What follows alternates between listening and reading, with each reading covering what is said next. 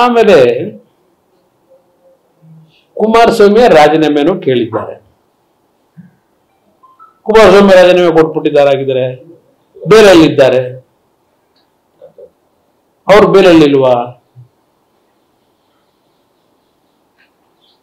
ನೆನೆ ಪ್ರಶ್ನೆ ಮಾಡಿದ್ದಾರೆ. ಬಹಳ ಜನ ಮಂತ್ರಿಗಳು ಮಾತನಾಡಿದ್ದಾರೆ.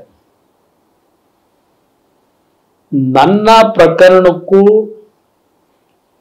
ಇವತ್ತಿನ ಸಿದ್ದರಾಮಯ್ಯನವರ ಪ್ರಕರಣಕ್ಕೂ ಬಹಳ ವ್ಯತ್ಯಾಸ ಇದೆ. ಪಾಪ ಪ್ರತಿನಿತ್ಯ ಹೇಳಿದ್ದಾರೆ, ಬಿಜೆಪಿ ಜೆಡಿಎಸ್ ಪಕ್ಷ ಎರಡೂ ಸೇರಿ ಸರ್ಕಾರವನ್ನು ಅಸ್ಥಿರಗೊಳಿಸಲಿಕ್ಕೆ, ನನ್ನ ಒಂದು ವರ್ಚಸ್ಸಿಗೆ ಕಪ್ಪು ಮಸಿಯನ್ನ ಹತ್ತಲಿಕ್ಕೆ ಬಹಳ ದೊಡ್ಡ ಮಟ್ಟದಲ್ಲಿ ಎರಡೂ ಪಕ್ಷಗಳು ಷಡ್ಯಂತ್ರ ಮಾಡ್ತಿದ್ದಾರೆ ಅಂತ ಹೇಳಿ ಉಪಮುಖ್ಯಮಂತ್ರಿಗಳ ಆದಿಯಾಗಿ ಹಲವಾರು ಮಂತ್ರಿಗಳೋ ಆದಿಯಾಗಿ ಮೊದಲು ಕುಮಾರಸ್ವಾಮಿ ರಾಜೀನಾಮೆ ಕೊಡ್ಲಿ ಅಂತ ಕೇಳಿಕೊಂಡಿದ್ದಾರೆ.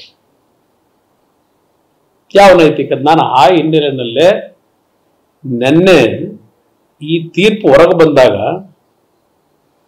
ಈಗ ನನ್ನ ಮೇಲೆ ಕಾಂಗ್ರೆಸ್ನ ಕೆಲವು ಮಂತ್ರಿಗಳು, ಮುಖ್ಯಮಂತ್ರಿಗಳು ಏನು ಆರೋಪ ಮಾಡ್ತಾ ಇದ್ದಾರೆ, ಆ ಆರೋಪದಿಂದ ನಾನು ಮುಕ್ತನಾದ್ಮೇಲೆ ಮಾತಾಡ್ತೀನಿ ಅಂತಕ್ಕಂಥದ್ದನ್ನು ಹೇಳಿದ್ದೆ ನಿನ್ನೆ. ನಾನೇನು ಹೆದರೇಳಿದ್ದಲ್ಲ.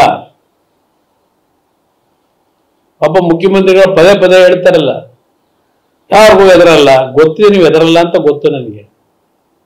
ಇಷ್ಟೆಲ್ಲ ಮಾಡಿ ಈ ಮೂಡ ಹಗರಣದ 14 ಸೈಟ್ನ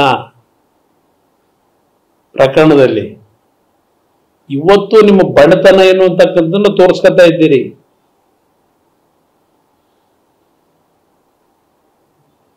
ನಿನ್ನೆಯ ತೀರ್ಪಿನಲ್ಲಿ ಅಷ್ಟೇ ಅಲ್ಲ, ಹಲವಾರು ವಕೀಲರುಗಳು ಹೈಕೋರ್ಟ್ನ ಮುಂದೆ ವಾದ ಮಾಡಿದಾಗ ಎಳೆಯಾಗಿ ಇಂಚಿಂಚು ಈ ಪ್ರಕರಣದ ಬಗ್ಗೆ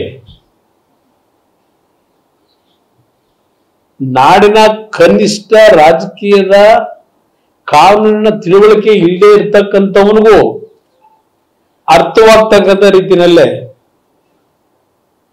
ಕೋರ್ಟ್ ಕಲಾಪಗಳಲ್ಲಿ ನಡೆದಿರ್ತಕ್ಕಂಥದ್ದನ್ನ ನೀವುಗಳೇ ತೋರಿಸಿದ್ದೀರಿ ನಾಡಿನ ಜನತೆಗೆ.